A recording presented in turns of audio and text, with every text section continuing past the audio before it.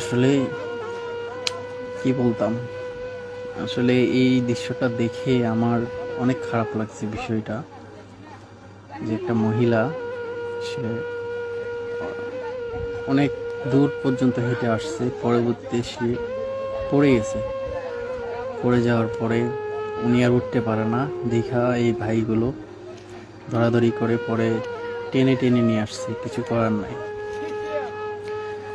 তো আমরা যারা যাত্রীরা আছি, চলাফেরা করি, অবশ্যই সাবধানতার সাথেই চলাফেরা করব। এবং আমরা যেহেতু এ সময়টা জোয়ারটা নিচে থাকে, পানিগুলো নিচে থাকে সাগরের, তো আমরা ওই সময় একটু চলাফেরা না করার চেষ্টা করব।